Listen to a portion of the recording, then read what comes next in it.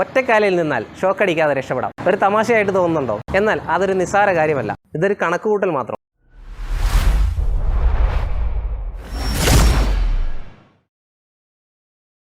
നമസ്കാരം, ഞാൻ Biju Arjun. B.S Electrical Solutionsന്റെ ഇലക്ട്രിക്കൽ അറിവുകളും ടിപ്സുകളും അടങ്ങിയ പുതിയൊരു വീഡിയോയിലേക്ക് സ്വാഗതം. ഇലക്ട്രിക്കൽ ഷോക്കിനെ കുറിച്ച് നമ്മൾ നേരത്തെ വീഡിയോകൾ ചെയ്തിട്ടുണ്ട്. അതിൽ നിന്നും വ്യത്യസ്തമായ ഒരു അറിവിലേക്കാണ് നിങ്ങളെ കൊണ്ടുപോകുന്നത്. അതെ, ഒറ്റക്കാലിൽ നിന്നാൽ ഷോക്കടിക്കാതെ രക്ഷപ്പെടാം. ഒരു തമാശയായിട്ട് തോന്നുന്നുണ്ടോ? എന്നാൽ അതൊരു നിസ്സാര കാര്യമല്ല. അതെങ്ങനെയെന്ന് പറയാം. ഈ ഒരു സെറ്റപ്പ് ഒക്കെ കാണുമ്പോൾ ഒരു ഗെയിം ആണെന്ന് തോന്നും അല്ലേ? 200 V എന്ന് എഴുതിയിരിക്കുന്നു, 150 V എന്ന് എഴുതിയിരിക്കുന്നു, 100 V എന്ന് എഴുതിയിരിക്കുന്നു, 50 V എന്ന് എഴുതിയിരിക്കുന്നു. ഇതൊക്കെ കാണുമ്പോൾ ഒരു ഗെയിം പോലെ ഫീൽ ചെയ്യുന്നുണ്ടോ? ഇതൊരു കളിയോ കണക്കോ ഒന്നുമല്ല, ഇതൊരു കണക്കുകൂട്ടൽ മാത്രമാണ്. ഇലക്ട്രിക്കൽ ഷോക്കിനെ കുറിച്ച്, അതിന്റെ ഭീകരതയെക്കുറിച്ചൊക്കെ നമ്മൾ കഴിഞ്ഞ വീഡിയോയിൽ പറഞ്ഞിട്ടുണ്ട്. ഇന്ന് നമ്മൾ പറയുന്നത് എങ്ങനെയാണ് നമുക്ക് ഷോക്ക് ഏൽക്കുന്നത്, അതെങ്ങനെ ഒഴിവാക്കാം, അതിനുള്ള കാരണങ്ങൾ എന്തൊക്കെയാണ്, ഇലക്ട്രിക്കൽ ഷോക്ക് എങ്ങനെ ലഭിക്കുന്നു എന്ന് പറയുമ്പോൾ നമ്മൾ കഴിഞ്ഞ വീഡിയോകളിൽ പറഞ്ഞിട്ടുണ്ട്. എർത്ത് ലീക്കേജ് ആയാൽ അല്ലെങ്കിൽ എർത്ത് കമ്പിയിൽ കൂടി ഇലക്ട്രിക്കൽ ലൈൻ പൊട്ടി വീഴുമ്പോഴൊക്കെ ഷോക്ക് ഏൽക്കുമെന്ന് പറഞ്ഞിട്ടുണ്ട്. അതെങ്ങനെയാണെന്നൊന്ന് വിശദീകരിക്കാം. ഇപ്പോൾ ഈ മരത്തിനോട് ചേർന്ന് 200 V എന്ന് എഴുതി വെച്ചിരിക്കുന്നു. 200 V എന്നതുകൊണ്ട് ഉദ്ദേശിക്കുന്നത് 200 വോൾട്ട് എന്നാണ്. ഇവിടെ ഈ മരത്തിന് പകരം ഒരു എർത്ത് കമ്പിയോ അല്ലെങ്കിൽ പൊട്ടി വീണ ഒരു ലൈൻ കമ്പിയോ ഒക്കെ ആയിക്കോട്ടെ, ഏതൊരു തരത്തിലായാലും ഭൂമിയിലേക്ക് എത്തുന്ന വൈദ്യുതി ഭൂമിയുടെ ഉപരിതലത്തിൽ കൂടി കുറച്ചു ദൂരം സഞ്ചരിച്ച് അത് ഇല്ലാതെയാകും. ആ സഞ്ചരിക്കുന്ന വൈദ്യുതി എത്രത്തോളം എന്നത് ആ മണ്ണിന്റെ സ്വഭാവവും ആ മണ്ണിൽ അടങ്ങിയിരിക്കുന്ന ധാതു ലവണങ്ങളും അനുസരിച്ചിരിക്കും. ഇപ്പോൾ ഈ മരത്തിന്റെ ഭാഗത്തായിട്ട് ഒരു ലൈൻ കമ്പി പൊട്ടി വീഴുകയോ അല്ലെങ്കിൽ ഒരു എർത്ത് കമ്പിയിലൂടെ വൈദ്യുതി ഭൂമിയിലേക്ക് എത്തുകയോ ചെയ്താൽ ഏകദേശം ഒരു 200 വോൾട്ടോളം ഭൂമിയിലേക്ക് എത്തുന്നു. അത് ഭൂമിയുടെ ഉപരിതലത്തിലൂടെ സഞ്ചരിക്കുമ്പോൾ ഓരോ അടി അനുസരിച്ചും അതിലെ വോൾട്ടേജ് കുറഞ്ഞു വന്നുകൊണ്ടിരിക്കും. അതിന് ഒരു ഉദാഹരണത്തിന് വേണ്ടിയിട്ടാണ് ഈ 200 വോൾട്ട് എന്നത് ഭൂമിയിലേക്ക് എത്തുന്ന വോൾട്ട്. അത് കഴിഞ്ഞിട്ട് ഓരോ അടി മാറുമ്പോഴും നമ്മളൊരു ഏകദേശം ഒരു 150 വോൾട്ടായിട്ട് കുറയുന്നു. അടുത്ത ഒരടിയും കൂടെ കഴിയുമ്പോൾ 100 വോൾട്ടായിട്ട് കുറയുന്നു. ഒരടിയും കൂടെ കഴിയുമ്പോൾ അത് 50 വോൾട്ടായിട്ട് കുറയുന്നു. ഇങ്ങനെ വോൾട്ടേജ് കുറഞ്ഞു പൊയ്ക്കൊണ്ടിരിക്കും. ഇനി ഈ ബോർഡുകൾ വെച്ചിരിക്കുന്നത് എന്തിനാണെന്ന് പറയാം. നമ്മൾ പറഞ്ഞുവല്ലോ, ഭൂമിയിലേക്ക് എത്തുന്ന വൈദ്യുതി ഭൂമിയുടെ ഉപരിതലത്തിലൂടെ സഞ്ചരിച്ച് അത് കുറഞ്ഞു വരും, ക്രമേണ കുറഞ്ഞു വരുമെന്ന് പറഞ്ഞു. ഏതെങ്കിലും ഒരു കാരണവശാൽ ഭൂമിയിലേക്ക് ഒരു 200 വോൾട്ട് എത്തുന്നെന്ന് വിചാരിക്കാം. ഇതൊരു സാങ്കല്പികം മാത്രമാണ്, ഇതൊരു കറക്റ്റായിട്ടുള്ള ഒരു കണക്കല്ല. മണ്ണിന്റെ സ്വഭാവവും അതിലടങ്ങിയിരിക്കുന്ന ധാതുലവണങ്ങളുടെ സ്വഭാവം അനുസരിച്ചിട്ട് ഈ ഒരു വോൾട്ടേജിന് വ്യത്യാസം വരാം. ഇപ്പോൾ ഇവിടെ നമ്മളൊരു ഏകദേശം ഒരു കണക്ക് പറയുകയാണ്. 200 വോൾട്ട് അതിൽ നിന്നും ഒരടി ഭൂമിയുടെ ഉപരിതലത്തിലൂടെ സഞ്ചരിച്ച് കഴിയുമ്പോൾ അതൊരു 150 ആയിട്ട് കുറയുന്നു വിചാരിക്കുക. അത് കഴിഞ്ഞ് അടുത്ത ഒരടിയും കൂടെ സഞ്ചരിച്ച് കഴിയുമ്പോൾ അത് വീണ്ടും 100 വോൾട്ടായിട്ട് കുറയുന്നു. പിന്നീട് അതൊരു 50 വോൾട്ടായിട്ട് കുറയുന്നു. ഇങ്ങനെ കുറഞ്ഞുകൊണ്ടിരിക്കും. ഇനി ഈ കണക്കുകളൊക്കെ നിരത്തിയതിന്റെ കാര്യത്തിലേക്ക് വരാം. നമുക്ക് ഇലക്ട്രിക് ഷോക്ക് ലഭിക്കുന്നത് രണ്ട് രീതിയിലാണ്. ഒന്ന് എന്ന് പറയുന്നത്, ഞാനിപ്പോൾ ഇവിടെ നിൽക്കുന്നു, ഇവിടെ നിന്നുകൊണ്ട് ഇത് ഇപ്പോൾ ഭൂമിയിലേക്ക് വൈദ്യുതി വരുന്ന ഒരു ചാലകമാണെങ്കിൽ, അല്ലെങ്കിൽ ഒരു മരത്തിൽ കൂടിയോ അല്ലെങ്കിൽ എർത്ത് കമ്പിയിൽ കൂടിയോ അല്ലെങ്കിൽ ഒരു ഇരുമ്പ് തൂണിൽ കൂടിയോ ഒക്കെ ഭൂമിയിലേക്ക് വൈദ്യുതി വന്നുകൊണ്ടിരിക്കുകയാണെങ്കിൽ ഞാൻ ഇതിന് തൊട്ടടുത്ത് നിൽക്കുന്നു. തൊട്ടടുത്ത് നിന്ന് അറിയാതെ ഞാൻ ഇതിലേക്ക് സ്പർശിക്കുന്നു. അപ്പോൾ എൻ്റെ കയ്യിൽ കൂടിയാണ് വൈദ്യുതി സഞ്ചരിക്കുന്നത്. വൈദ്യുതി സഞ്ചരിച്ച് നേരെ ഭൂമിയിലേക്ക് പോകുന്നു. ഈ ഒരു രീതിയാണ് ടച്ച് പൊട്ടൻഷ്യൽ എന്നറിയപ്പെടുന്നത്.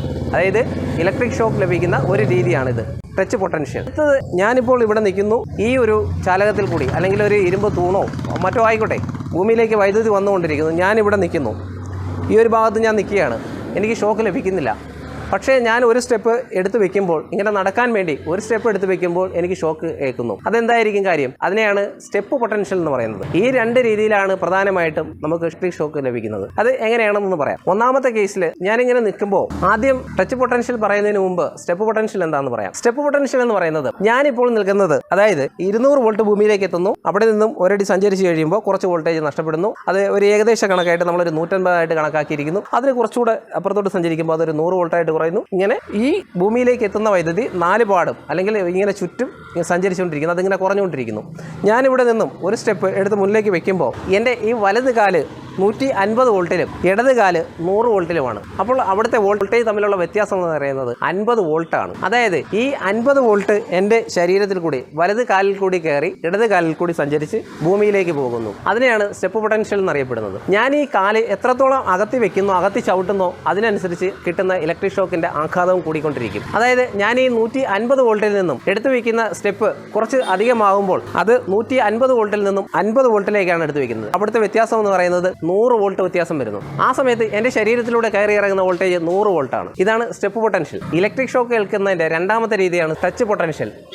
ഈ ടച്ച് പൊട്ടൻഷ്യൽ പറയുമ്പോൾ ഞാനിപ്പോൾ നിൽക്കുന്നത് 150 വോൾട്ടിലാണ്. കാലുകൾ രണ്ടും അടുത്ത് ഇരിക്കുന്നത് കൊണ്ട് ഒരേ വോൾട്ടിൽ തന്നെയാണ് എൻ്റെ കാലുകൾ നിൽക്കുന്നത്. അതുകൊണ്ട് എനിക്ക് ഇലക്ട്രിക് ഷോക്ക് ലഭിക്കുന്നില്ല. പക്ഷേ ഞാൻ ഈ തൊട്ടടുത്തുള്ള ഈ ഒരു ഇരുമ്പ് തൂണോ അല്ലെങ്കിൽ ഒരു വൈദ്യുതി പ്രവഹിക്കുന്ന ഒരു ചാലകത്തിലേക്ക് തൊടുമ്പോൾ എൻ്റെ ശരീരത്തിലൂടെ വൈദ്യുതി കയറി ഇറങ്ങുകയും ഭൂമിയിലേക്ക് എത്തുകയും ചെയ്യും. ഇത്രയും നേരം ഞാൻ സംസാരിച്ചത് ഒരു പ്രധാനപ്പെട്ട അറിവ് നിങ്ങളിലേക്ക് നൽകുന്നതിന് മുന്നോടിയായിട്ടുള്ള ചെറിയ ഒരു ഉദാഹരണം മാത്രമായിട്ട് നിങ്ങൾ കാണുക. അതെന്താണെന്ന് പറയട്ടെ. പലപ്പോഴും ഇടിമിന്നലൊക്കെ ഉള്ള സമയങ്ങളിൽ നമ്മൾ എപ്പോഴും വീടിനുള്ളിൽ തന്നെ ആവണമെന്നില്ല, പുറത്ത് എവിടെയെങ്കിലൊക്കെ ആയിരിക്കാം. ഇടിയും മഴയൊക്കെ കാണുമ്പോൾ നമ്മൾ എങ്ങോട്ടെങ്കിലും ഓടിക്കയറി നിൽക്കുന്ന ഒരു സാഹചര്യമാണുള്ളത് അല്ലേ. അപ്പോഴൊന്നും നനയാതിരിക്കാൻ വേണ്ടി ഏതെങ്കിലും ഒരു മരത്തിന് ചുവട്ടിലേക്കോ അല്ലെങ്കിൽ ഒരു കെട്ടിടത്തിന്റെ വശത്തേക്കോ ഒക്കെ കയറി നിൽക്കുകയാണ് ചെയ്യുന്നത്. ഈ സാഹചര്യത്തിലാണ് നേരത്തെ പറഞ്ഞ ഉദാഹരണത്തിന്റെ പ്രാധാന്യം. ഇനി പറയുന്ന കാര്യങ്ങൾ ഒന്ന് ശ്രദ്ധിക്കുക. മഴയും ഇടിമിന്നലൊക്കെ ഉള്ള സമയത്ത് നമ്മൾ നനയാതിരിക്കാൻ ചില മരങ്ങളുടെ മൂട്ടിലേക്ക് അഭയം പ്രാപിക്കാറുണ്ട്. അങ്ങനെയുള്ള സമയങ്ങളിൽ ഉയരമുള്ള മരമൊക്കെ ആണെങ്കിൽ ഇടിമിന്നലേൽക്കാനുള്ള സാധ്യതയും വളരെ കൂടുതലാണ്. അത്തരം സാഹചര്യങ്ങൾ ഉണ്ടായാൽ ഇനി പറയുന്ന കാര്യങ്ങൾ തീർച്ചയായും നിങ്ങൾ ഓർത്തിരിക്കണം. ഒരു ഇടിമിന്നലിൽ ഉണ്ടാകുന്ന വോൾട്ടേജ് ലക്ഷക്കണക്കിന് വോൾട്ടാണ്. അത് നമ്മുടെ തൊട്ടടുത്തുള്ള ഈ മരത്തിലേക്ക്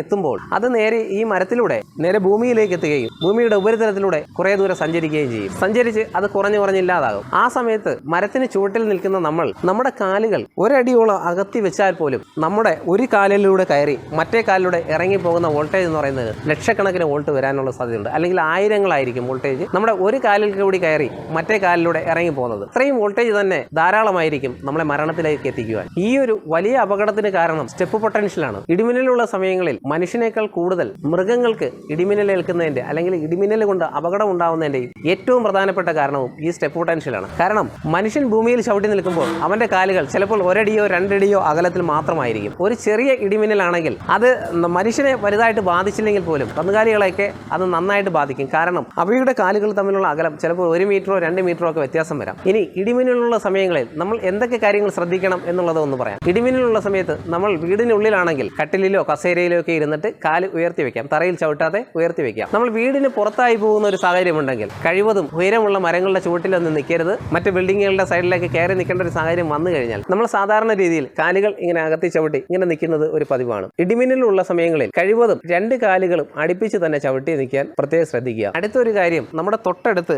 ഒരു ഇലക്ട്രിക് ലൈൻ പൊട്ടി വീണു. നമ്മൾ അവിടെ നിന്ന് മാറി പോകുമ്പോൾ വലിയ സ്റ്റെപ്പുകൾ വെച്ചുകൊണ്ട് നമ്മൾ അവിടെ നിന്ന് പോകാതിരിക്കുക. കഴിവതും കുറച്ച് ദൂരമെങ്കിലും ഇതുപോലെ ചെറിയ സ്റ്റെപ്പുകൾ മാത്രം.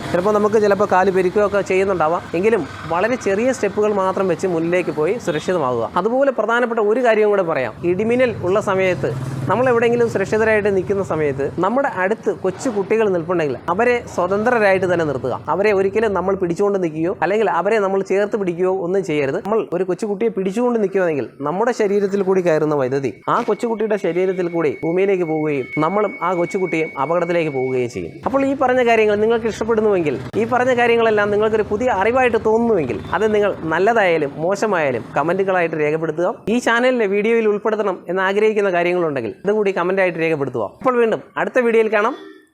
നന്ദി.